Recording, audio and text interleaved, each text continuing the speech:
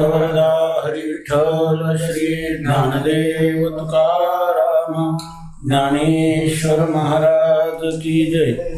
या कुंदेंद्र तुषार हार धवला या शुभ्रवस्त्रावृता या वीणावरदंड मंडितकरा या श्वेत पद्मासना या ब्रह्माच्युत शंकर प्रभृतिर् देवैः सदा वंदिता।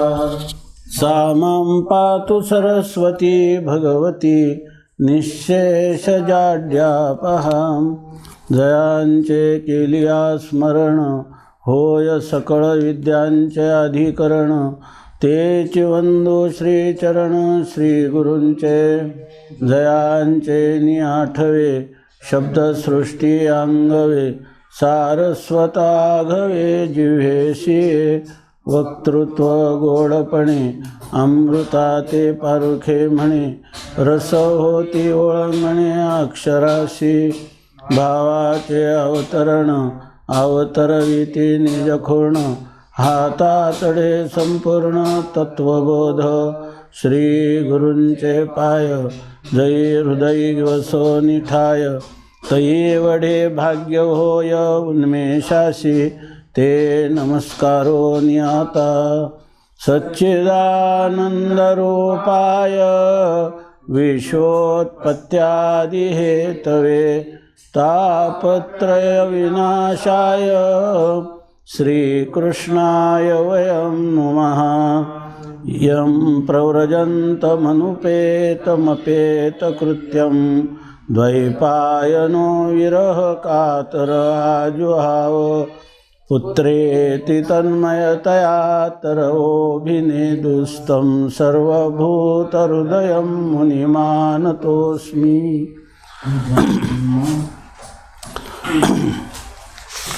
अमानित्वमदम्भित्वमहिंसा क्षान्तिराजवम् आचार्योपासनं शौचं स्थैर्यमात्मविनिग्रहः।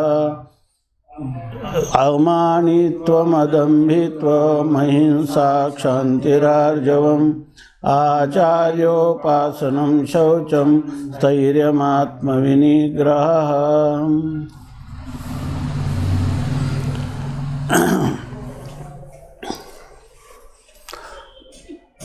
भगवान श्री पांडुरंग परमात्मा आणि भगवान संत सम्राट माऊलींच्या असीम अनुकंपेने आपण क्षेत्रज्ञ विभाग किंवा ब्रह्मानुभूतीसाठी साधनं सांगणारा आणि ब्रह्मानुभूतीची लक्षणं सांगणारा असा जो अध्याय आहे त्या अध्यायाचं चिंतन करण्याला प्रवृत्त झालो। हे आपल्या जीवनातील भाग्याचे क्षण आहे।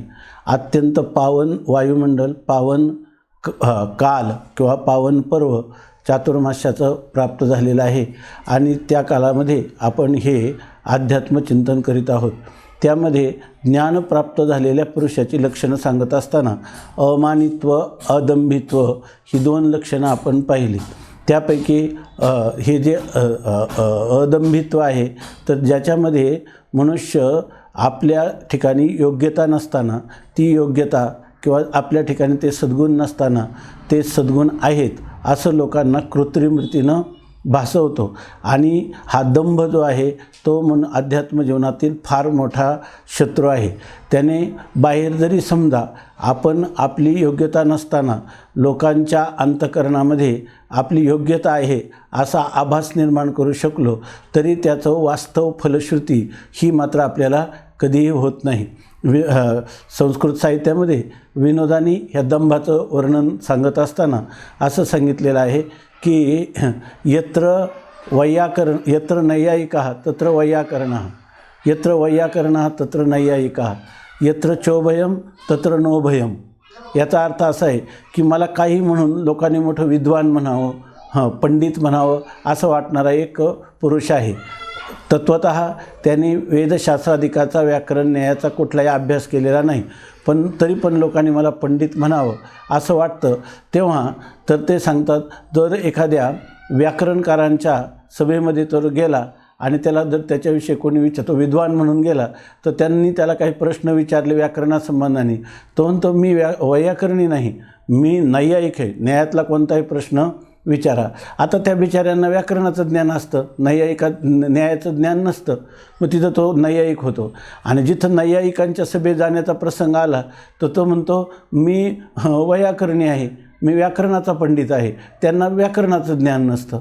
आणि ज्या ठिकाणी हे दोन्ही नाही, तिसरंच कोणतं तरी चाललं, तिथं तो म्हणतो की समजा वेदांताची चर्चा चालली, तिथं तो काय म्हणतो की या ठिकाणी मी व्याकरणकार आणि नैयायिक दोन्ही शास्त्रांचा माझा अभ्यास झालेला आहे. आणि यत्र च उभयम, आणि जर तिथं व्याकरणकार आणि न्याय दोन्हींचे पंडित आले तर त्याला माहिती आहे आपल्याला व्याकरण येत नाही आणि ज्ञान येत नाही, तिथं तो म्हणतात न उभयम, हे दोन्ही नाही, मी वेदांती आहे असं म्हणतो. असा जो पुरुष आहे, असा पुरुष इतरांची डोळे झाक करू शकतो, पण आपल्याला स्वतःची आत्मवंचना करून घेतो. म्हणून दंभ हा या अध्यात्म मार्गातला मोठा शत्रू आहे असं सांगितलं. आता यानंतर माऊली अत्यंत विस्ताराने अहिंसा पदाचं विवरण करीत आहेत. जवळजवळ 218 ते 338 120 ओव्या माऊलींनी या अहिंसा पदावर व्याख्यान केलेलं आहे. इतकं व्याख्यान विस्ताराने कोणीही संस्कृत टीकाकारांनी देखील केलेलं नाही. आणि अत्यंत मार्मिक आणि खरं तत्त्वज्ञान झालेल्या पुरुषाच्या अंतःकरणाची काय स्थिती असते या अहिंसेविषयी त्याचं निरूपण माऊलींनी अत्यंत प्रभावीपणे या ठिकाणी केलेलं आहे. तेव्हा आपण ते वर्णन पाहत आहोत. तर पूर्वमीमांसा आणि आयुर्वेद आणि जैन मत यांचं माऊलींनी खंडन केलं. आणि त्यानंतर म्हणतात की अहिंसे रूपकी जैल. आता अहिंसेचं खरं निरूपण जे आहे ते आम्ही आपणाला सांगत आहोत असं सांगतात की 243 ओळीमध्ये सांगतात, ते स्वमत बोली जैल अहिंसे रूपकी जैल जिया उठलिया आतुल ज्ञान दिसे.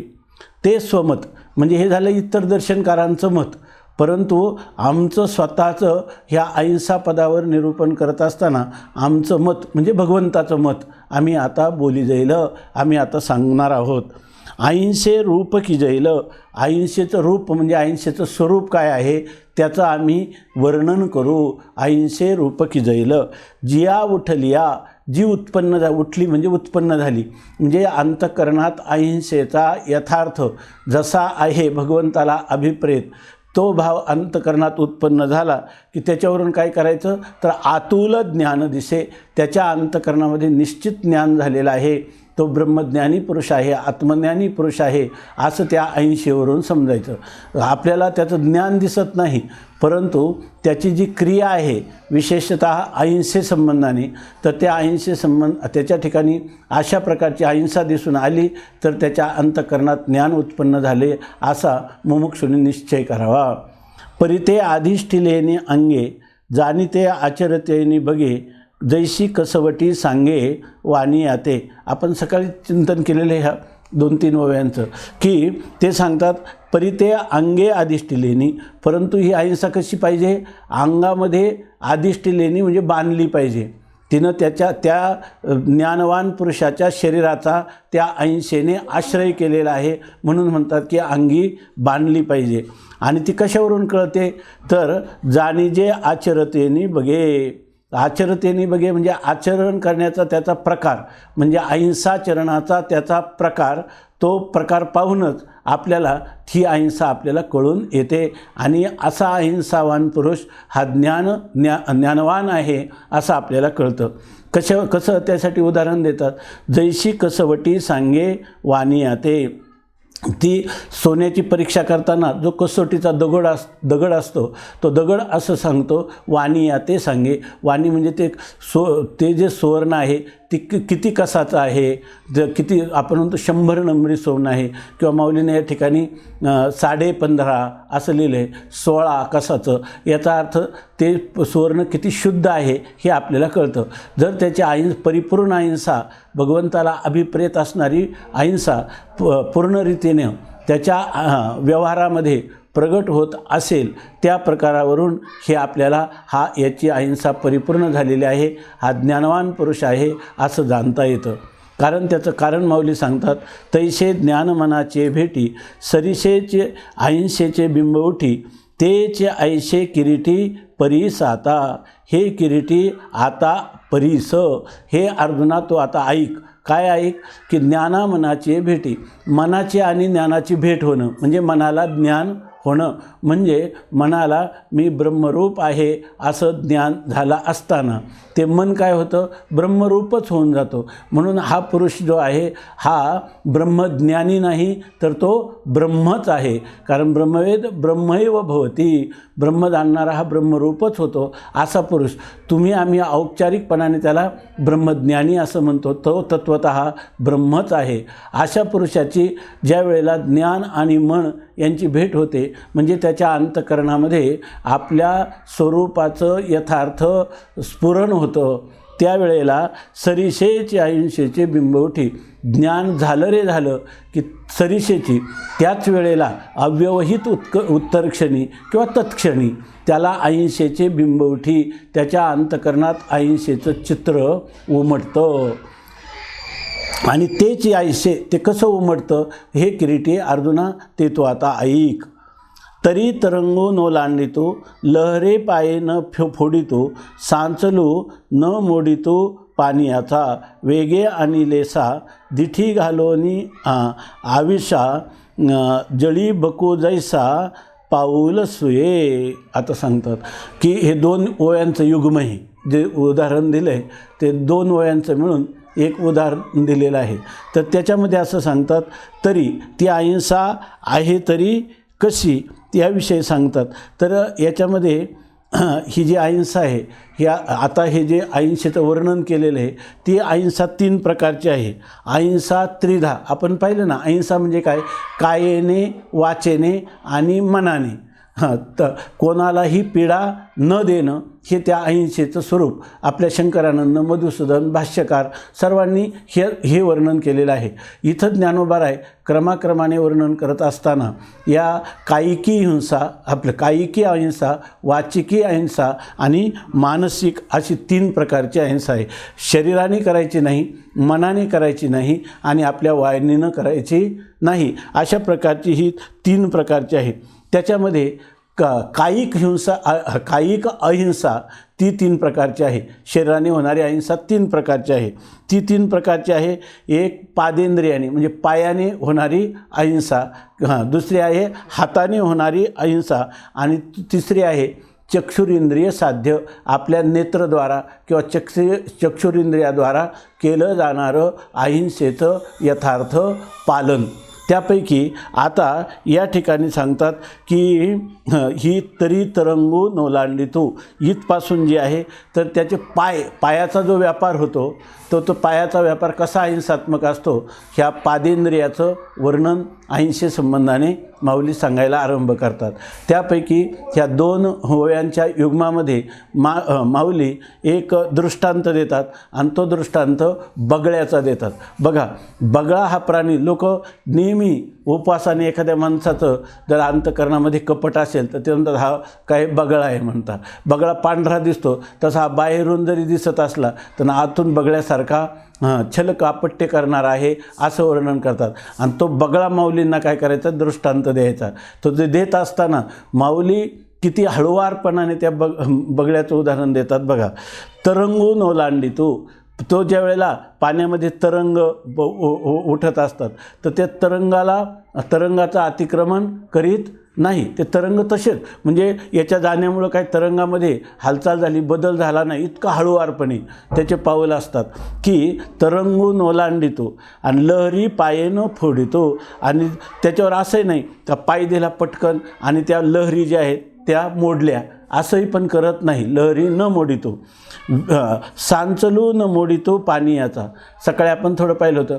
सांचल ह्या शब्दाचा अर्थ कोशामध्ये काही ठिकाणी ध्वनी किंवा खळखळ अशा प्रकारचा असणारा जो आवाज किंवा साचल म्हणजे त्या पाण्याची जी स्थिरता आहे, पाणी जे स्थिर राहिलेलं आहे किंवा शांत आहे त्या पानियाचा साचलू न मोडितो. पाणी जसं स्थिर आहे तर आपल्या पायाने त्या ठिकाणी त्या पाण्याला डवळून टाकत नाही, त्याचा शांतपणा स्थिरपणा तो त्या ठिकाणी मोडत नाही. मग काय कळतं तर वेगे आणि लेसा दिठी घालोनी आविषा जळी बको जैसा पाऊल असे. मग त्याला काय आहे की त्यांनी आपला आमिष म्हणजे मासा आहे आणि त्या मासा त्यांनी पाहिला आणि त्या मासा त्याला पकडायचा, त्यावेळेला तो पाण्याचं तो कोणत्याही प्रकारचं हानी न करता लहरीचं अतिक्रमण करत नाही, लहरी मोडत देखील नाही आणि पाण्याचं जे स्थिरपणा आहे तेही न मोडून तो जैसा बकू जळी पाऊल सुये.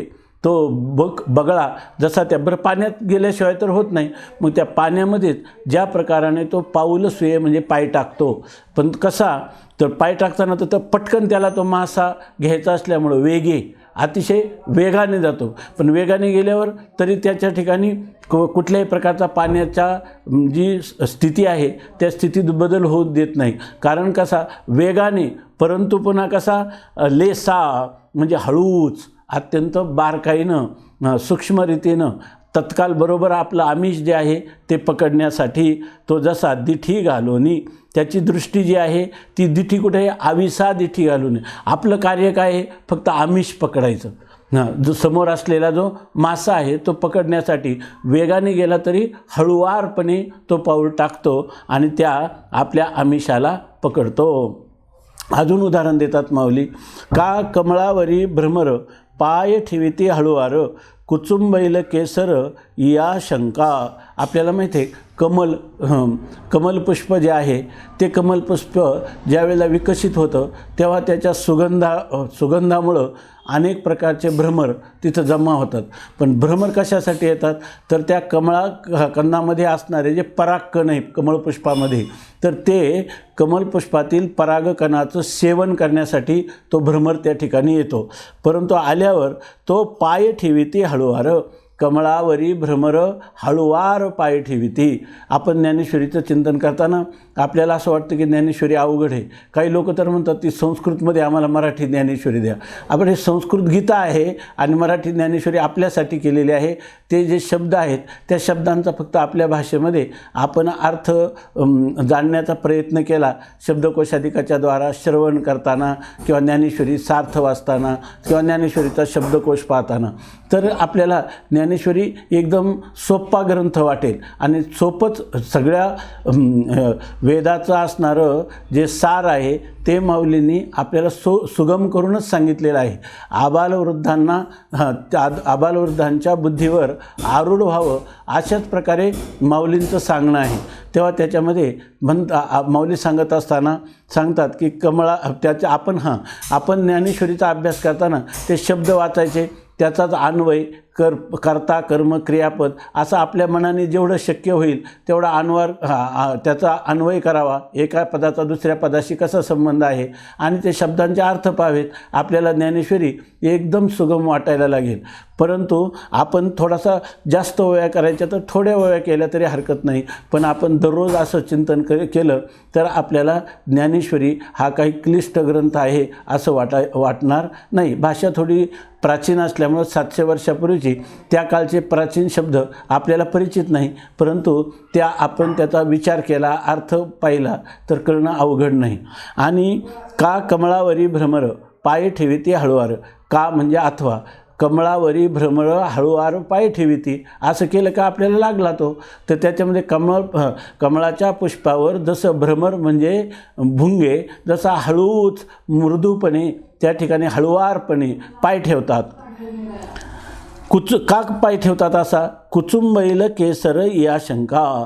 त्याच्यामध्ये असणारे केसर म्हणजे परागकण जे आहेत, जर आपण जोराने त्याच्यावर झेप घेतली तर ते परागकण जे आहेत ते चुरगळून जातील. म्हणून त्या ठिकाणी कुचुंबैल आपण म्हणतो तो आज कुचंबलेला दिसतो. हे सगळे मराठी शब्द आहे. आपल्या महाराष्ट्र प्रांतात हे सगळे योजले जात होते. अजूनही काही ठिकाणी त्याची योजना करतात तर ते चुरगळून जाईल त्या ठिकाणी. म्हणून या शंकेने जर आपण वेगाने ह्या फुलावर पाय ठेवला तर त्याच्यामध्ये असणारे परागकण हे चुरडून जातील असं त्यांना वाटतं. म्हणून तैसे हे झाला दृष्टांत. आता दाष्टांतिकात हे दृष्टांत सांगितले कशासाठी, तर तो सिद्धांत माऊली सांगतात, तैसे परमाणुपा गुंतले जाणूनी जीव सानुले तेथ कारुण्या माझी पाऊले लपवून चाले.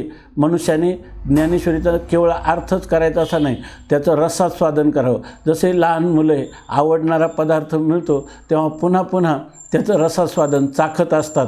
अगदी ताटाला थोडंसं गोडी आहे तोपर्यंतसुद्धा ते ताटसुद्धा चाटून पाहतात. त्याप्रमाणे ही जी पदं आहेत त्या पदांचा वेध घेताना त्याच्यापासून रस म्हणजे आनंदाचं आपण आस्वादन करीत गेलं. माऊलीला शरणागत होऊन जर त्या शब्दांच्या अर्थाचं स्फुरण आमच्या अंतःकरणात व्हावं अशा प्रकारची आपण माऊलीला कळवळून प्रार्थना केली तर कोणालाही भावधरोनिया वाचे ज्ञानेश्वरी कृपा करी हरी तयावरी. तैसे परमाणुपा गुंतले, त्याप्रमाणे म्हणतात. इथं दोन पाठभेद आहेत. एक परमाणुपा गुंतले असं आहे. तिथं जे परमाणू आहे ना ते परमाणू हे एक अव्यय आहे या ठिकाणी, किंवा हे पादपूर्ण अव्यय आहे. आणि गुंतले म्हणजे आच्छादून गेले, म्हणजे त्या परमाणू ते जे जंतू जे लहान परमाणूसारखे सूक्ष्म जे जंतू आहेत तर ते गुंतले म्हणजे आच्छादून गेले. म्हणजे त्या परमाणूच्या खाली काय आहेत, त्याच्या आतमध्ये अनेक लहान लहान असे असणारे जीवजंतू आहेत. आणि ते जाणून काय सानुले जीव गुंतले, लहान लहान अशा प्रकारचे अनेक जीवजंतू त्या परमाणूच्या आतमध्ये आहेत असं जाणून कारुण्या माझी पावले लपवून चाले. जोराने जर आपण त्या भ्रमराने झेप घेतली तर त्या परागकणाच्या सेवनाबरोबर त्या जीवजंतूंचा नाश होईल, त्यांचं आयुष्य संपून जाईल. म्हणून तो चालत असताना त्याची पावलं कुठे आहेत, कारुण्या माझी पाऊले कारुण्या माझी लपवून चाले. त्याचे पाय आहेत असे उघडे नाही, ते कशाने झाकलेले आहेत, कारुण्याने झाकलेले आहेत. आणि ते कारुण्याने लपवलेले आहेत. म्हणजे याचा अर्थ त्याचा प्रत्येक पाऊल जो आहे त्या पावलामध्ये कारुण्य किंवा दयेचा भाव हा ओतप्रोत भरलेला आहे. आपण आपल्या उपजीविकेसाठी दुसऱ्यांच्या जीवाची हानी करायची नाही. आज जसं सकाळी पाहिलं आपण जीवोजीवस्य जीवनम असं त्याला वाटत नाही. कोणाही जीवाचा नगडो मत्सर वर्म सर्वेश्वर पूजनाचे, कोणत्याही जीवाला हानी पोचू नये म्हणून तो आपली पावलं कारुण्यामध्ये म्हणजे दयेमध्ये लपवतो आणि मग चालतो. हे साहित्यिक रीतीनं माऊलींनी केलेलं वर्णन आहे. तेथ कारुण्या माझी ते वाट कृपेचे करितो, ते दिशाचे स्नेह भरितो, जीवा तळी अंथरितो आपुला जीव. तर ह्या प्रत्येक ओळ्यांचं आपण बारकाईनं जणू काही त्याचा अर्थ आपल्या डोळ्यासमोर दिसतो असं म्हणून जर चिंतन केलं तर आपल्याला ही अहिंसा अधिकच भावेल. आता माऊली सांगतात की तो जेव्हा चालतो, कारण ही कोणती चालली, पादेंद्रिय साध्य अहिंसा, पायाची अहिंसा चाललेली. तर त्याला जेव्हा चालायचं रस्त्याने तेव्हा ती जी वाट आहे ती वाटच सगळी कशाची करतो, तो कृपेची करीतो. या ठिकाणी करुणा शब्द आला आहे. कृपा करुणा हे जे शब्द आहेत तर त्याच्यामध्ये थोडासा भेद मानलेला आहे. दुसऱ्याचं दुःख पाहिल्यावर अंतःकरण द्रवीभूत झालं की त्याला करुणा असं म्हणतात. आणि कृपा म्हणजे कुपुरक्षणे असा धातू आहे. दुसऱ्याचं दुःख पाहिल्यावर त्याच्या दुःखातून मुक्तता व्हावी, त्याला आपल्यापासून तर दुःख पोचू नयेत पण दुःखातून त्याची मुक्तता व्हावी म्हणून त्याच्या रक्षणासाठी जो प्रयत्नशील आहे तर त्याला म्हणतात कृपा. तर इथं कारुण्य त्याच्या पावलात आहे म्हणजे याचा अर्थ त्याचं केवळ दुसऱ्याच्या दुःखाने अंतःकरण द्रवीभूत होतं असं नाही. जसं काही लोक म्हणतात आज आम्ही रस्त्याने चालताना फारच दुःख झालं, फारच वाईट वाटलं, अजून आम्हाला करमत नाही. अपघात पाहिला आणि एक तरुण मुलगा रस्त्यावर पाणी करत होता आणि कोणी त्याच्याजवळ जात नव्हतं. रस्त्याच्या दोन्ही बाजूला भरपूर गर्दी होती. म्हणजे मग तुम्ही का गेले नाही, तुमचं अंतःकरण एवढं द्रवीभूत झालं तर. तो म्हणतो न कुठं घेता, पोलिसांचा ससेमारा पाठीमागं लागला तर पुन्हा आपलीच चौकशी, आम्हाला पुढं जायचं होतं.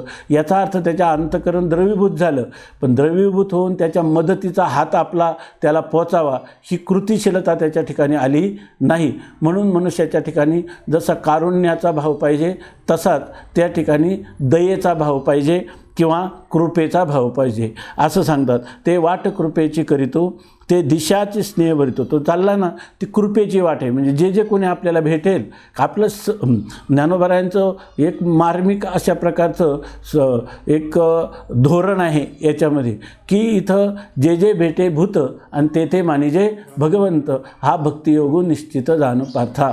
या ठिकाणी जे जे आपल्याला दिसतं, जे जे दृष्टी दिसे ते हरिरूप, अशा प्रकारची ह्या महापुरुषाची दृष्टी असल्यामुळं तो कृपेची वाट करीतो. तो आपल्या समोरचा वाट, ही सगळी वाट कृपेची आहे. म्हणजे याच्यामध्ये आलेल्या पीडिताच्या दुःखाचं निवारण झालंच पाहिजे. आणि ते करत असताना आपण काही वेगळं करतो असं नाही, त्याच्याकडं ते सुद्धा ते दिशाची स्नेह भरितो. स्नेह कशाला म्हणतात?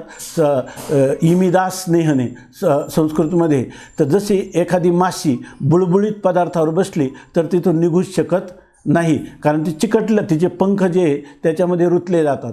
त्याप्रमाणे याच्या अंतःकरणवरती दुसऱ्याचं दुःख पाहिलं की त्याच्या अंतःकरणात स्नेह, प्रेम निर्माण होतो. आणि तो प्रेम म्हणजे एकाविषयी अपपर भाव पण त्याच्या ठिकाणी नाही, हा माझा आणि परका असा भाव नसल्यामुळं ते दिशाची, ज्या दिशेने तो जातो त्या सगळ्या ज्या दिशा आहेत त्या दिशा प्रेमाने भरलेल्या आहेत, प्रीतीनं, स्नेहाने भरलेल्या आहेत असं सांगतात. दिशाची स्नेह भरितो. आणि हे करत असताना एखाद्या दुसऱ्या जीवाचं चाललेला जो व्यवहार आहे तो व्यवहार सुखरूपपणे व्हावा. आपला आणि त्याचा जो संबंध आहे तो संबंध कसा व्हावा? तर जीवातळी अंतरी तो आपला जीव. त्या जीवाच्या संरक्षणासाठी जे काही अंथरूण करायचं आहे ते अंथरूण कोणाचं आहे? आपल्या जीवाचं आहे. म्हणजे याचा अर्थ आपल्याला जेणे दुःख होईल, जेणेकरून ते त्याला कधीच होता कामा नये. आणि आपल्याला झालेला आनंद त्याला झाल्याशिवाय राहता कामा नये. म्हणून इथं सांगतात की त्याच्या जीवाखाली, त्याच्या प्राणाखाली आपले प्राण अंथरून ठेवतो. म्हणजे त्याच्या प्राणाला धोका म्हणजे कोणाला आहे? आपल्याच प्राणाला धोका आहे. आपल्याच प्राणाला त्या ठिकाणी त्याच्यापासून त्रास होणार आहे, आपलाच प्राण पीडा पावणार आहे असं त्याची धारणा असते. आयष्या जतना चालणे जया अर्जुना, ते अनिर्वाच्य परिमाणा पुरेजेना. आयष्या जतना, अशा प्रकारची तू जतणूक करतो, बारकाव्याने त्या ठिकाणी काळजी घेतो की कसं जया चालणे, ज्याच्या चालण्यामध्ये इतक्या प्रकारचा बारकावा किंवा त्या चालण्याचं जतन किंवा कसं चालावं याचा सांभाळ तो करत असतो. आता त्याचं वर्णन करायचं झालं, एवढी उदाहरणं दिली, पण माऊली म्हणतात खरं सांगू का, त्याची जी पायाचं जे चालणं आहे ना ते अनिर्वाच्य आहे. त्याचं वाणीनं शब्दाने वर्णन करता येत नाही. आणि म्हणे पण काहीतरी उपमा द्या त्याला दुसरी, तर ते अनिर्वाच्य असल्यामुळं परिमाणा पुरेजेना, त्या ठिकाणी त्याला कोणतीच परिणाम म्हणजे त्याची उपमा जी आहे तर ते परिमाण किंवा त्याचं किती प्रमाण आहे, म्हणजे त्याचं माप काय आहे त्याच्या अंतःकरणात असणाऱ्या दयेचं, अहिंसेचं, तर ते परिमाण त्याचं माप सांगता येणार नाही किंवा त्याला उपमा देता येणार नाही. ते अनुपमेय आहे म्हणून पुरेजेना, ते पुरं पडत नाही. म्हणजे ही अहिंसा शब्दाने वर्णन करता येत नाही. पै मोहाचेनी सांगडे, लासी पिली धरी तोंडे, तेथ दाताचे अगरडे लागती जैसे. तरी पण माऊलीने उदाहरण देण्याचा प्रयत्न केला आहे. उदाहरण देण्याचा असा प्रयत्न केला की लासी पिली धरी तोंडे. लासी म्हणजे त्याला मांजरी, आणि ते मांजर जे आहे तर पिले तोंडे धरी. आपलं मांजर जेव्हा विते प्रसवते तेव्हा ती आपल्या पिलांच्या बऱ्याच जागा बदलते. जागा बदलताना त्याला नेण्याचं साधन काय आहे तर ती आपल्या तोंडात दातामध्ये त्याच्या मान धरते. कोणी पाहिलं असेल बारकाईनं तर मान त्याची आपल्या दातात धरते आणि त्या आपल्या नियोजित स्थळी त्याला घेऊन जाते. परंतु त्या दाताचे आगरडे, तिचं मांजरीचे दात अत्यंत तीक्ष्ण असतात, परंतु त्याला कसे लागते जैसे, कसे लागतात, त्याला असं वाटतं की अरे आता कधी आपण आपल्या स्थळे हिनं तर आपल्याला मानगुटीला धरलेलं आहे, त्याला मरणप्राय वेदना होतात का, त्याला काहीच होत नाही, त्याला काहीच होत नाही. दातात जरी धरलं असलं तरीसुद्धा त्याची काहीही हानी होत नाही, त्याला कुठलाही क्षत, व्रण, आघात, जखम काही होत नाही. म्हणून म्हणतात दाताचे आगरडे जैसे लागती. जैसे लागती म्हणजे ज्याप्रमाणे लागतात. ज्याप्रमाणे लागतात का कोमल लागतात, आणखी कोमल लागतात. याचं खूप स्वामी महाराज सांगायचे, ते अण्णा पण सांगायचे. ही उदाहरणं अशी आहे ना की ही कशासाठी दिली तर एखाद्या सत्शिष्याला किंवा एखाद्या पुरुषाला मार्गदर्शन करताना कधीकधी त्याला बोलावं लागतं, पण ते बोलणंसुद्धा अशा प्रकारचं असलं पाहिजे, त्याचं मन न दुखावता आपल्या अंतःकरणात असणारं जे काही विचार आहेत ते विचार त्याच्या बुद्धीवर आरूढ करावे, किंवा त्याला सदाचाराधिकांमध्ये कुविचारापासून किंवा त्या अनाचारापासून बाहेर काढून त्याला जेव्हा सदाचारामध्ये किंवा सद्भावनेमध्ये सद्विचारामध्ये तुम्ही प्रवृत्त करतात, त्याचंसुद्धा अंतःकरण दुखावलं जाऊ नये. मग त्याला इकडून उचलायचं आणि दुसरीकडे न्यायचं. ते न्यायचं कसं, तर मांजरीच्या पिलासारखं त्याला न्यावं. का स्नेहाळू माये तान याची वास पाहे ते दिठी आहे हळुवार जे. अजून उदाहरण देतात. माऊली म्हणतात हे अनिर्वाच्य आहे, याला परिमाण काही सांगता येत नाही, पण तरी माऊली इतका प्रयत्न करतात की आपल्याला त्या पादेंद्रिय साध्य अहिंसेचा आपल्या अंतःकरणामध्ये यथार्थ बोध व्हावा अशा रीतीनं सांगत आहेत. अजून उदाहरण सांगतात. का स्नेहाळू माहे.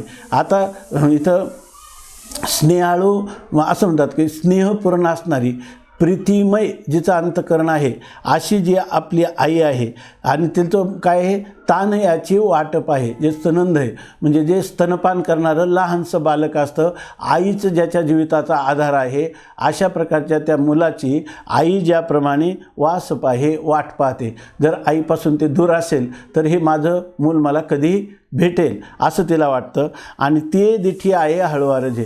आणि ज्या वेळेला ते बालक तिच्या जवळ येतं किंवा तिच्या अंकावर येतं स्तनपान करण्यासाठी, त्यावेळेला जे हळुवार दिठी पाहे, ज्या अत्यंत हळुवार दृष्टीनं ती त्याच्या चेहऱ्याकडं किंवा त्या बालकाकडं दृष्टिक्षेप करते, त्याप्रमाणे. अजून उदाहरण सांगतात. नाना कमळ दळे डोल विजते ढाळ ढाळे तो जेने पाडे बुबुळे वारा घेपे. नाना म्हणजे अथवा. कमळ ढाळ ढाळे कमळ दळे डोल विजते. कमळाचे जे पत्र आहेत ते ढाळ ढाले डोळविती. जर एखाद्या माणसाच्या डोळ्याला वारा घालायचा, त्याच्या बुबुळाला काही वेदना आहेत किंवा त्याचा दाह होत आहे, सूज आहे आणि आग होते, तर त्यावेळेला तर काय करतात, म्हणजे कमळाच्या पत्राचा त्याला वारा घालावा. तर कमळाचा पत्र अगोदरच मृदू, ते त्याच्यासमोर नेलं बुबुळासमोर, आणि ते पुन्हा ढाळे वेगाने नाही, हळूहळू जर त्या कमळपत्र जर डोलवले म्हणजे हलवले आणि वारा घातला, तर जेने पाडे बुबुळे वारा घाते. जेने पाडे म्हणजे ज्या प्रकाराने त्या बुबुळे वारा घापे, त्या बुबुळाला वारा घातला जातो आणि त्या बुबुळाला काय वाटते, आल्हादकारकता त्या ठिकाणी त्या बुबुळाला वाटते. त्याला काय वारा घातला जोराने आणि बुबुळाला काही इजा झाली असं कधी होत नाही. उलट त्याला तो वारा जो आहे तो शीतल असा कमळा दलाचा वारा त्याला काय वाटतो, अनुकूल असाच वाटतो. तैशेने मार्दवे हे झालं दृष्टांत. आणि पुन्हा सांगतात दाष्टांतिकामध्ये. तैशेने मार्दवे पाय भूमीवरी निश्चितो जाय लागती तेथ होय जीवा सुख. तैशेने मार्दवे, तशा प्रकारचं मृदूपणाने हळुवारपणाने हा भूमीवरी पाय निश्चितो जाय. तो त्या भूमीवर जमिनीवर हळूहळू आपले पाय टाकतो, आणि त्याचं एक फलित पायचं असेल तुम्हाला अनुभवायचं, तर त्याचे पाय जिथं पडतात लागती तेथं होय जीवा सुख. ह्या अशा मनुष्याचे असे हे जे महापुरुषाचं व्यक्तिमत्व आहे, त्याचे पाय ज्या ठिकाणी लागतील तिथं जीवा सुख होय. त्या ठिकाणी त्या जीवाला काय वाटतं, सुख वाटतं. म्हणजे त्याचा प्रत्येक पाय हा जीवांना आनंद देणार आहे. म्हणजे पायाकडून घडलेली प्रत्येक क्रिया ही जीवांना सुखावह होते. आयशिया लघिमा चालता कृमी कीटक पंडसुता देखे तरी माघवता हळूची निघे. आयशिया लघिमा चालता.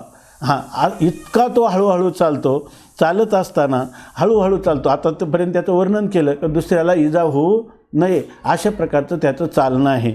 आणि त्यावेळेला जरी कृमी कीटक पंडुसुता देखे आणि आपल्या वाटेमध्ये एखादा लहानसा कृमी किंवा कीटक जर त्याला दिसला तर हळूची मागवता निघे. तो हळूच काय करतो, माघारा फिरतो. एकदा स्वामी महाराज आम्ही फिरायला जात असताना घाटामध्ये एक मोठा साप, स्वामी महाराजांचं एक ठिकाण होतं निश्चित, तिथपर्यंत जिथं आता हे ना आपले पादुका आहेत ना, त्या पादुकापर्यंत जायचे, तिथे विश्रांती करायची.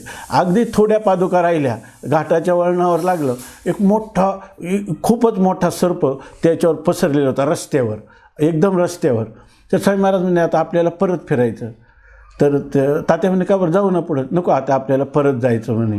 परत माघारी फिरल्यावर स्वामी आज वर का गेले नाही, ते म्हणे तू पाहिलं नाही का समोर केवढा मोठा सर्प होता, महाराज तिथं झोपले होते आणि मग त्या महाराजांना कशाला त्रास द्यायचा, आपणच आपलं माघारी फिरलो असं सांगितलं. मग त्या सापाचा जो त्याच्या थाटात पडलेला होता, त्या सापाचा थाटसुद्धा त्यांना मोडावा वाटला नाही. म्हणून माऊली सांगतात, देखे तरी मागवता हळूच निघे, तो हळूच माघारी निघतो. म्हणे पावो धडपडिल तरी स्वामीची निद्रा मोडईल, रचलेपणा पडेल झोती हन. ते सांगतात म्हणे पावो धडपडिल, आपण जर आपला पाव म्हणजे पाय धडपडले म्हणजे जोराने आपटले तर स्वामीची निद्रा मोडेल. यालाच म्हणतात की तुका म्हणे जे जे देखे आणि ते ते वाटे मी ऐसे, आत्मौपम्येन सर्वत्र समम पश्यति योजनम, सुखम वा यदि वा दुःखम सयोगी परमो मतः. आताच आपण पाहिलं की सगळ्यांना तो काय पाहतो, आत्मरूपाने पाहत असतो. आपलं भक्त असेल तर आपलं इष्टदैवतच सर्वत्र आहे, दुसरं कोणीही नाही. जिकडे पाहे तिकडे बाई, श्रीहरी वाचुनी दुजे नाही. आपलं इष्टदैवत सर्वांमध्ये पाहत असतो किंवा आपलं आत्मरूप ब्रह्मरूपाचं दर्शन तो सर्वत्र करत असतो. म्हणून म्हणतात की तो असं म्हणतो, पावो धडपडिल, आपला पाय आपटेल तर स्वामीची निद्रा मोडेल. माझ्या असणारे स्वामी त्यांची काय होईल, निद्रा मोडून जाईल, झोप मोडेल. रचलेपणा पडेल झोती हान. झोप मोडली तर काय बिघडलं, काही नाही. रचलेपणा म्हणजे त्यांचं मूळ जे स्वास्थ्य आहे, आरोग्य आहे, त्यांची झोप मोडल्यामुळं त्या ठिकाणी त्याला झोती पडेल, त्याला धक्का लागेल. म्हणजे त्यांच्या आरोग्याला, स्वास्थ्याला धक्का लागू नये म्हणून हा काय करतो, पुन्हा माघारी फिरतो.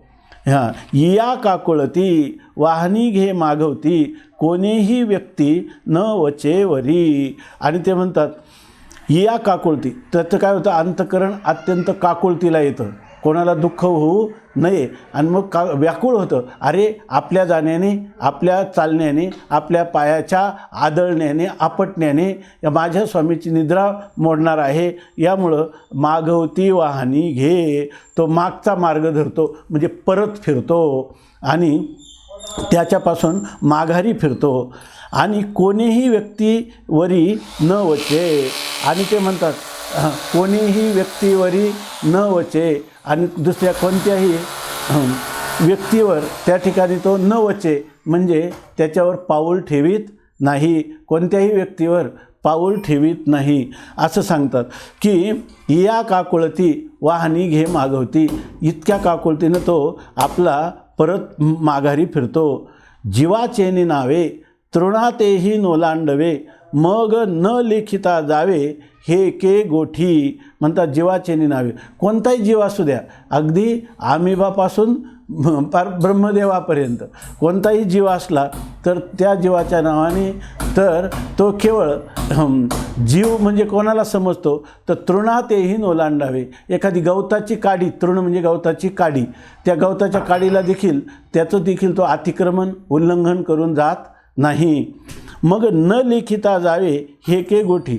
सहज चालताना जर तो त्यांना सोडून जात नाही, त्यांना ओलांडून जात नाही, तर मग न लेखिता काय जुमान करायचं, असला तर असू द्या, जाऊ द्या, झाला बाजूला तर बरं, नाही तर आम्ही मारून टाकू त्या सर्पाला, असं नाही, ढकलून देऊ त्याला, त्याला काय जुमानायचं, त्याची काय भीती आहे, असं करत नाही. न लेखिता, त्याचे काही त्याला न जुमानता, त्याची पर्वा न करता के जावे, परवा करून आपण त्याचं अतिक्रमण करून जावं, हे के गोठी, हे गोठी के, अशी गोष्टी कशी घडेल, अर्थात घडणार नाही.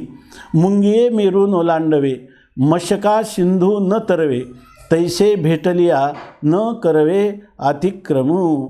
मुंगिये मेरून ओलांडवे, मुंगी आहे मुंगी, आणि ती मेरू पर्वताच्या पलीकडं जायचं म्हणते. मेरू पर्वताच्या पलीकडं मुंगी कधी त्याचं अतिक्रमण करून जाऊ शकेल का, मेरूचं ओलांडणं तिला शक्य आहे का? अर्थात नाही.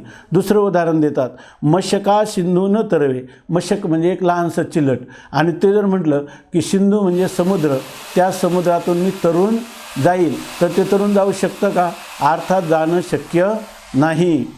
तैसे त्याप्रमाणे भेटलिया न करवे अतिक्रम. जर मार्गामध्ये कोणी भेटला एखादा व्यक्ती तर त्याचा अतिक्रमू न करवे. त्याचं तो अनादर करायचा आणि चल आता वेळ नाही आम्हाला असं निघून जायचं, किंवा हा कोणीतरी क्षुद्र मनुष्य याच्याशी काय बोलायचं असं चालत नाही. स्वामी महाराज जेव्हा संध्याकाळी किंवा फिरायला किंवा सकाळी माऊलींच्या दर्शनाला निघत, त्यावेळेला जे कोणी जय हरी करील तर प्रत्येकाला जय हरी करून पुन्हा त्याची काही स्वास्थ्याची पण चौकशी करायची. त्यांना काही त्याच्याविषयीचं माहीत असलं, घरात कोणी आजारी आहे तर त्याची पण चौकशी करायची, तो स्वतः काय त्याचं स्वास्थ्य असेल त्याची पण चौकशी करायची. याच्यामध्ये त्याच्यापैकी एक वेडा मुलगा होता, पण तो स्वामींच्या जवळ येऊन दररोज मोठ्याने श्री विठ्ठल म्हणायचा. स्वामी महाराज तितका वेळ थांबायचे, श्री विठ्ठल करायचे. तो 3 वेळा म्हणायचा, स्वामी महाराज 3 वेळा म्हणेपर्यंत उभे राहायचे. तेव्हा एक दिवस तात्या म्हटले की काय कोणी म्हणतं श्री विठ्ठल, प्रत्येक वेळेला काय थांबायचं स्वामी याच्यामध्ये? तर स्वामी महाराज म्हणले 13वा अध्याय पहा म्हणजे तुला कळेल. मुंगिये मेरून ओलांडवे, मशका सिंधू न तरवे, तैसे भेटलिया न करवे अतिक्रमू. तसा एखादा व्यक्ती भेटला तर त्याचा अतिक्रमण तो करू शकत नाही. म्हणजे त्याचा अनादर केला आणि तिथून निघून गेला, त्याला जुमानलं नाही, त्याची काही पर्वा केली नाही, असं कधी होत नाही. म्हणजे प्रत्येकाला त्याचं जे काही सन्मान आहे तो उचित रीतीनं तो देत असतो. ऐशी दयाची चाली, कृपा फळी फळा आली, देखशी जियाली दया वाचे. ऐशी दयाची चाली, असं ज्याचं काय आहे चालणं आहे, आणि ती काय आहे कृपा फळी फळा आली. काही ठिकाणी पाठ आहे कृपा फुली, फुल म्हणा किंवा फळ म्हणा, दोन्ही काय आहे अत्यंत चांगल्या प्रकारच्या वृक्षाच्या 2 चांगल्या निष्पत्ती आहे, फल आणि फूल. तर फूल आणि नंतर फळ येतं. काही ठिकाणी फळी, कृपा फळी असा पाठ आलेला आहे. कृपा फळी फळा आली, त्याचं चालणं म्हणजे काय, जणू काही कृपारूपी फळ, हे फळ परिपक्व झालेलं आहे. म्हणजे जे समोर येईल त्याच्यावर कृपाच करायची, कृपारूपी फळाने बहरलेली अशा प्रकारची त्याची चाल आहे. आणि देखशी जियाली दया वाचे. आणि त्याच्यानंतर आता ही झालं पायाने होणारी अहिंसा. आता त्याची वाणीने होणारी अहिंसा, त्याचं वर्णन करतात. वाणीनं होणारं वर्णन करतात की देखशी जियाली दया वाचे. आता वाचे म्हणजे वाणीनं त्याची अहिंसा कशी असते, बोलण्यामधली अहिंसा, तर ती सांगतात जणू काय असं वाटतं त्याचं व्यक्तिमत्व पाहिलं का वाचे दया जियाली देखशी. त्याच्या वाणीमध्ये दया जियाली म्हणजे जगली. म्हणजे जर खरं या ठिकाणी दया ज्याला म्हणतात ती त्याच्या वाणीमध्ये तुम्हाला पाहायला मिळेल, किंवा त्या दयेला राहण्याला कुठंच जगायला वाव मिळाला नाही, तिनं महात्म्याच्या वाणीमध्ये येऊन ती बसते, तिथं तिला स्थान मिळतं, तिथं ती जगू शकते. त्याचं ते त्या दयेचा महात्मा पुरुष योग आणि क्षेम करतात, तिचा स्वीकारही करतात आणि अंगीकार केल्यानंतर तिचा सांभाळ पण करतात. अशा प्रकारचे तुकाराम महाराज म्हणतात ना, काय सांगू आता संतांचे उपकार, मज निरंतर जागविती, काय द्यावे त्याशी व्हावे उतराई, ठेविता हा पायी जीव थोडा, सहज बोलणे हित उपदेश, करुणी सायास शिकविती. तुका म्हणे वत्स धेनुयेचे चित्ती, तैसे मज येती सांभाळित. गुरुवर्य प्रातस्मरणीय मारुती बाबा सांगत असतात, संत काय करतात किंवा हे महापुरुष काय करतात, तर ते पहिल्यांदा काय करतात, पहिल्यांदा जागवतात, नंतर शिकवतात आणि आपल्याला सांभाळ करतात. तसं ह्या दयेचा सांभाळ करणारा हा तो पुरुष आहे. देखशी जियाली दया वाचे, स्वये स्वसनेची सुकुमार, मुख मोहाचे माहेर, माधुर्या अंकुर दशन तैसे. जगामध्ये ह्या अहिंसेचं वर्णन करायचं झालं एवढ्या साहित्यिक भाषेत, आणि साहित्यिक भाषेत असतानाही तिच्यामधली वस्तुनिष्ठता जशीच्या तशी ठेवली. त्याच्यामध्ये कुठे हे केवळ अलंकारिक बोलणं हे आणि मग एवढाच त्याचा अर्थ घ्यायचा किंवा हा अर्थवाद आहे असाही याचा अर्थ घ्यायचा नाही. माऊलींना हे इदम इत्थम असंच सांगायचं आहे, पण सांगत असताना ऐकतानाच मनुष्य घाबरून जाऊ नये. त्याला अशा प्रकाराने गीता अलंकार नाम ज्ञानेश्वरी ब्रह्मानंद लहरी प्रगट केली, त्याला ब्रह्मानंदाची अनुभूती व्हावी अशा प्रकाराने ह्या अक्षरांची योजना आहे. तर या अहिंसा पदावर लिहिताना माऊली कुठपर्यंत सांगतात, श्वसनेची सुकुमार, अत्यंत सुकुमार हळुवार असा श्वाससुद्धा, त्याचा श्वाससुद्धा हळुवार असतो. मुख मोहाचे माहेर, आणि त्याच्या मुखाकडं पाहिलं तर त्याचं मुख म्हणजे मोहाचं माहेर घर आहे असं वाटतं. इथं मोह म्हणजे मोह वैचित्य म्हणजे विपरीत ज्ञान, मुडाला जसं असतं ते सांगायचं नाही. या ठिकाणी मोह शब्द म्हणजे प्रीतीवाचक असा घ्यावा, की त्याचं मुख पाहिलं का जणू काही त्याच्या मुखावरून आपल्यासाठी आपल्या दिशेनं त्याचं प्रेम जे आहे ते जणू काही ओसंडून वाहत आहे असं वाटतं. त्याला म्हणतात की आपल्याला त्याचा मोह होतो की काय यांच्या वाणीचं, यांच्या शब्दाचं काहीतरी आपल्याला श्रवणाचा लाभ व्हावा असं वाटतं. कारण ते मुखच अशा प्रकारचं आहे की ते जणू काही मोहाचं राहण्याचं, प्रीतीचं, प्रेमाचं राहण्याचं माहेरघर आहे. माधुर्या झाले अंकुर दशन तैसे. माऊली काय बोलायचं झालं तर दाताचा, टाळूचा, जिव्हेचा ह्या सगळ्यांचे दंत्य ओष्ठ्य सगळे शब्दप्रयोग करावे लागतात ना, पण त्याच्या दाताचं वर्णन करतात की तैसे दशन. दशन म्हणजे दात, त्याचे दात जर पाहिलं तर जणू काही ते दात म्हणजे माधुर्या अंकुर झाले. जी मधुरता आहे, बोलण्याचा जो गोडवा आहे, त्या गोडव्याला जणू काही अंकुर म्हणजे त्याचे दात आहेत असं सांगतात. म्हणजे त्याचं जे बोलणं आहे ते इतक्या प्रकारचं, अशा प्रकारचं मधुर आहे. आता ही कोणती अहिंसा चालू आहे? वाणीची अहिंसा चालू आहे, वाचिक अहिंसा चालू आहे. पुढा स्नेह पाझरे, मागा चालती अक्षरे, शब्दपाठी अवतरे, कृपा अधि. वर्णन करतात, जे एखादा मनुष्य समोर आला ना, समोर आल्यानंतर आपण काय बोलतो याच्यावरून तो आपला अंदाज घेत असतो. पण हा पुरुष असा आहे की या ठिकाणी पुढा स्नेह पाझरे, अगोदर याचं जे प्रेम आहे ना ते प्रेमच पाझरायला सुरुवात होतं. त्याचं प्रेम जे आहे ते प्रेम पाझरायला अगोदर सुरुवात होतं, नंतर तो जय हरी म्हणतो. माघा चालती अक्षरे. अगोदर हा मनुष्य काय याचं प्रेम आपल्याकडे ओसंडून वाहतं असं पाच अक्षरीत वाटतं, आणि नंतर तो जय हरी म्हणतो. नमस्कार, काय जे काही आपलं उपचार असेल त्याप्रमाणे अक्षरं बाहेर पडतात. आणि शब्द पाठी अवतरे, कृपा अधि. आणि शब्द काय होतं, अगोदर तो शब्द नंतर बोलतो, शब्द पाठी अवतरे, शब्द नंतर प्रगट होतो, आणि कृपा अधि. जसा एखादा मनुष्य आहे ना बुडालेला बुडत होता नदीमध्ये, तर त्याला तारणाऱ्याने उडी टाकल्यावर तो त्याला तू घाबरू नको वगैरे याच्या अगोदर काय करतो, त्याला बाहेर काढतो, आणि तरी तो थरथर कापत असतो कारण त्याला आता काय मरण दिसत होतं. पण त्याला काय सांगतो, मा भैशी हे तू भिवू नकोस असं त्याला सांगतो. शब्द नंतर आले परंतु अगोदर काय केलं, कृपा त्याच्यावर अगोदर केली, त्याचं कुपुरक्षणे अगोदर त्याचं रक्षण केलं. तव बोलण्याची नाही, बोलो म्हणे जरी काही, तरी बोल कोणाही खुपेल का.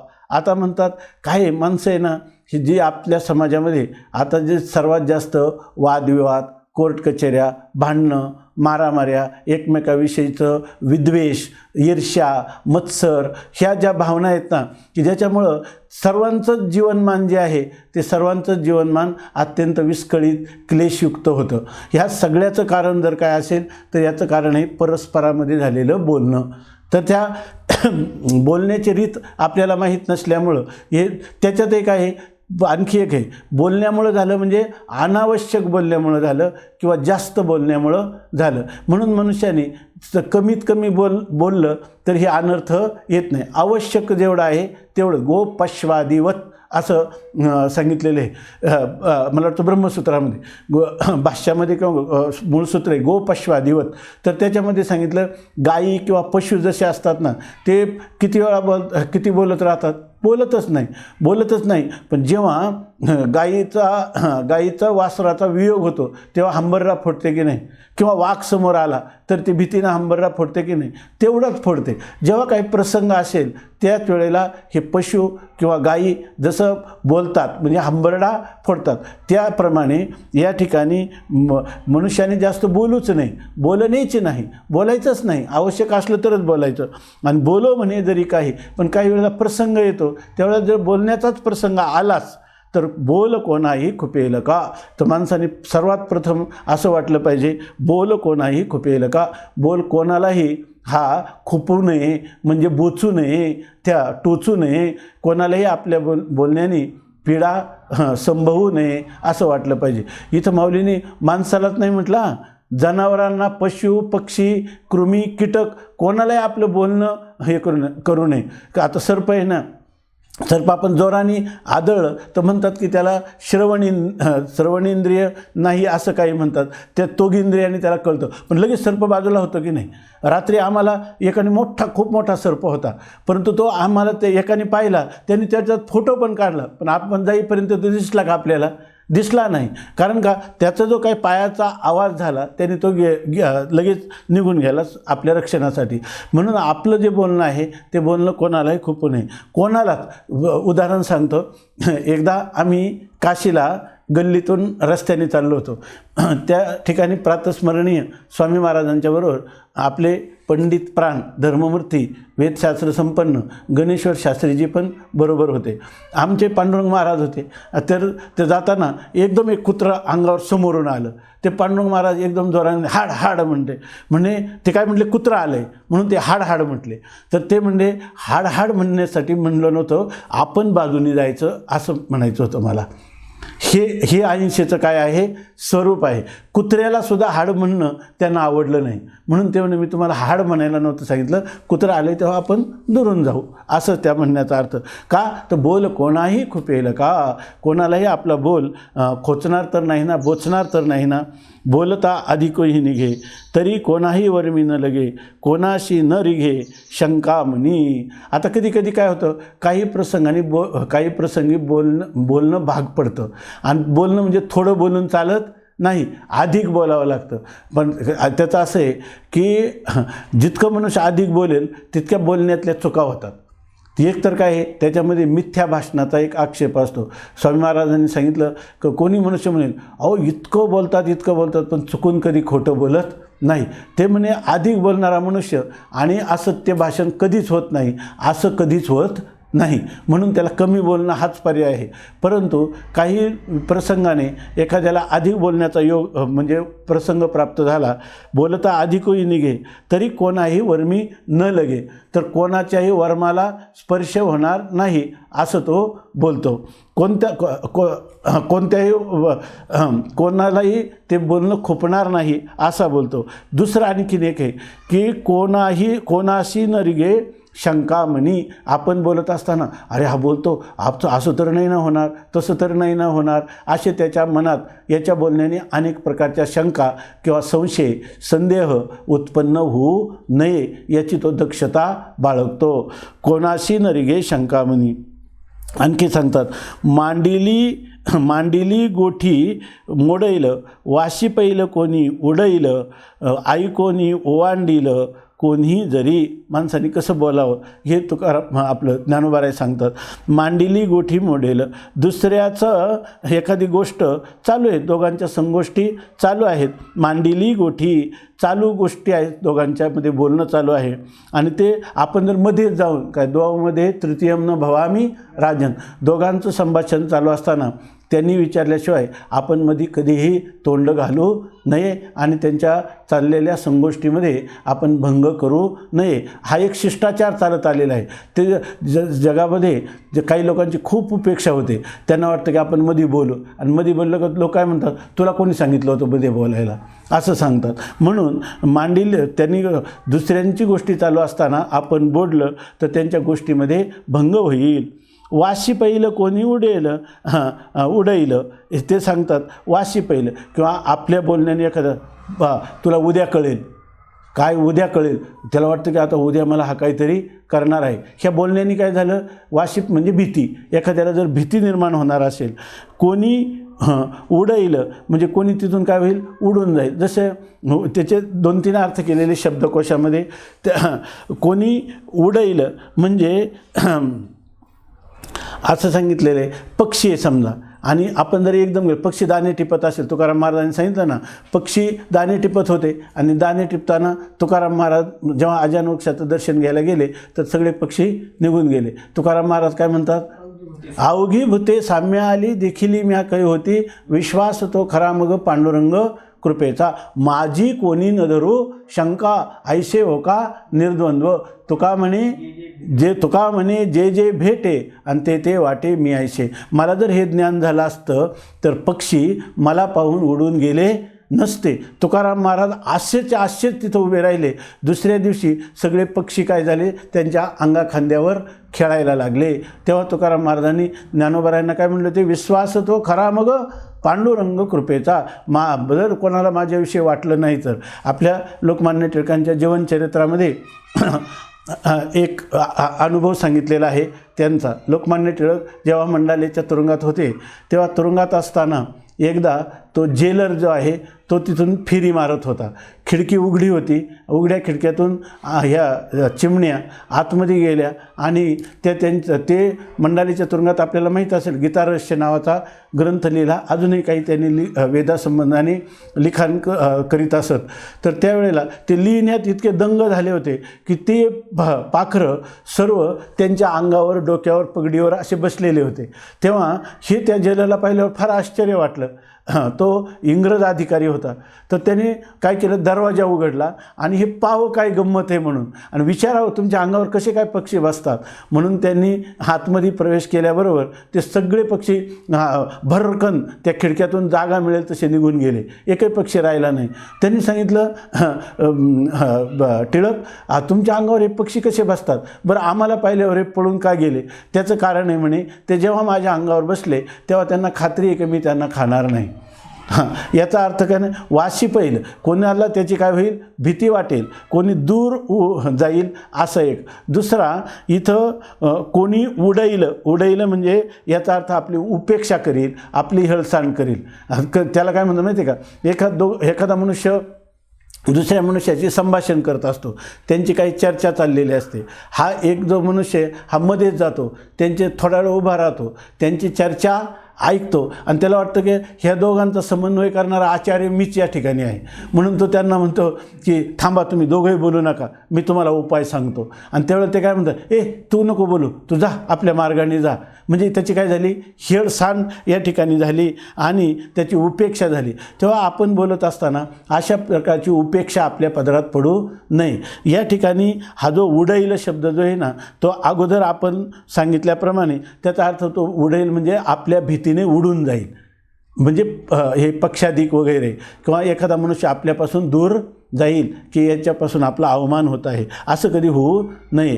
ऐकोनी ओवांडील कोणी जरी. आणि दुसरा एक अर्थ करतात की ओवांडील शब्दाचा अर्थ आहे तो, त्याचा अर्थ असा करतात इथे ना, काय वाशी पहिलं कोणी उडेल. वाशी पहिल म्हणजे भीती वाटेल. आणि ओवांडील आपण म्हणून तो ओवांडून गेला म्हणजे त्याचं अतिक्रमण करून गेला. म्हणून अतिक्रमण करून गेला म्हणजे त्याच्या योग्यतेची काही चिंता पर्वा न बाळगता त्याची हेळसांड केली, त्याची उपेक्षा केली, अशा प्रकारचं होऊ नये. याच्यासाठी तो दक्ष असतो. तरी दुवाळी कोणानो हवी, भुवई कोणाची नुचलावी, ऐसा भावो जीवी म्हणून युगा. तो मनुष्य शांत का म्हणून राहतो, उगीच गप्प शांत मौन अशा अवस्थेत का राहतो, याविषयी सांगतात माऊली की तरी दुवाळी कोणा नो हवी. या ठिकाणी दुवाळी आणि दुकाळी असा पाठ आहे. दोन्ही पाठांचा अर्थ लागतो. कोणा दुवाळी नो हवी. दुवाळी शब्दाचे 2 अर्थ आहेत, एक शंका आणि एक क्लेश. दुवाळी म्हणजे ज्याच्यामध्ये संशय हा नेहमी काय असतो, शंका द्विकोटिक असते, असं असेल आणि असं नसेलही. तर त्यामुळे दुवाळी आपल्या बोलण्याने कोणाला शंका येऊ नये. दुआळी म्हणजे शंका, किंवा दुआळी म्हणजे दुसरा अर्थ आहे क्लेश, म्हणजे आपल्यापासून दुसऱ्याला क्लेश होऊ नयेत, त्याला संशय निर्माण होऊ नये. आणि दुकाळी असा जो पाठ आहे त्या पाठाचा अर्थ आहे आपल्या बोलण्याने कोणाला दुकाळी म्हणजे आपल्याला शिव्याशाप देऊ नयेत. आपलं बोललं आणि आपल्याला शिव्याशाप घ्यावा लागल्या अशा प्रकारचं कोण बोलू नये. त्यापैकी सांप्रदायिक पाठ जास्त करून हा दुवाळी असा पाठ आहे. भवई कोणाची नुचलावी, आणि आपल्याला पाहिल्याबरोबर कोणाच्याही भवईला किंवा कपाळाला आठ्या, आपण म्हणतो त्या कपाळाला आठ्या पडल्या, कारण का ते ऐकल्याबरोबर त्याच्या अंतःकरणात समाधान वाटलं नाही, आणखी शंका प्रश्न निर्माण झाले, म्हणून कोणाची किंवा त्याच्या ठिकाणी नाराजी नैराश्य उत्पन्न झालं, कपाळावर आठ्या पडल्या, भुवई लगेच तो भुवई फिरवली त्यांनी. तर असं करू नये. भुवई कोणाची नुचलावी, त्याची किंवा एकदम आश्चर्य भीती चमत्कार असं त्याला काही वाटू नये, म्हणजे आपल्या बोलण्याने त्याच्या अंतःकरणाच्या ठिकाणी विकार निर्माण होऊ नये. म्हणून म्हणतात भुवई कोणाची नुचलावी. ऐसा जीवी भावो, असं त्याच्या अंतःकरणात खरी तो बोलत का नाही, या कारणासाठी बोलत नाही. म्हणून ऐसा जीवी भाव, असा जीवामध्ये म्हणजे अंतःकरणामध्ये भाव किंवा भावना असते. आणि म्हणून उगा, म्हणून तो कसा असतो, उगीच या ठिकाणी राहत असतो, गप्प राहतो, बोलत नाही, अबोल रीतीनं राहतो. मग म्हणतात परंतु जर काही लोक काय म्हणतात, अहो एवढ्या सभेमध्ये आपण आलात, काहीतरी मार्गदर्शन आम्हाला झालं पाहिजे, तुमच्यासारख्याचे शब्द अमृतमय शब्द आमच्या कानावर पडावे, तुम्ही काहीतरी बोला, असा जर आग्रह धरला तर मग प्रार्थीला विपाये, जरी लोभे बोलो जाये तरी परिसतया होये माय बापू. आता विपाये असा जो पुरुष आहे, विपाये प्रार्थीला, जर कदाचित कोणी प्रार्थनाच केली की आपल्यासारख्या महापुरुषांचे काही अमृतवाणी आमच्या कर्णेंद्रियांच्या द्वारा हृदयामध्ये अमृत प्राशन केल्यासारखी आम्हाला वाटते, म्हणून ते शब्द आम्हाला ऐकायला मिळावेत, अशी जर कोणी प्रार्थना केली तरी लोभे बोलो जाये, तर लोकांच्या प्रेमामुळं लोभामुळं जर तो बोलू लागला तर कसा बोलतो, परिसतया होये माय बापू. परिसतया म्हणजे जे ऐकतात त्यांना असं वाटतं की आपला मायबाप, आपली आई किंवा आपले वडील या ठिकाणी मातृदेवो भव पितृदेवो भव, आपले माता पिताच जणू काही आपल्याशी प्रेममय संवाद करीत आहेत असं त्याचं बोलणं ऐकल्यावर वाटतं, असं सांगतात. असो, आपला नियोजित समय समाप्त झालेला आहे आणि या ठिकाणी ज्ञानी पुरुषांची ही जी 18 लक्षणं आहेत त्या, आणि अज्ञानी पुरुषाची याच्या उलट केलं का त्याची 18 लक्षणं माऊली सांगणार आहेत. तेव्हा ह्या अज्ञानी पुरुषांची लक्षणं आपल्या स्वप्नात देखील येऊ नये, आणि ज्ञानी पुरुषांची लक्षणं आपला जीवभाव व्हावा किंवा हे आपल्या अंगी बाणावीत, अशी माऊलींच्या सत्तेतून माऊलींच्या चरणी आपण नम्र सादर सविनय अशी प्रार्थना करून आजच्या चिंतनाला विराम देऊ. पुंडलिक वरदा हरी विठ्ठल. श्री ज्ञानदेव तुकाराम ज्ञानेश्वर महाराज की जय.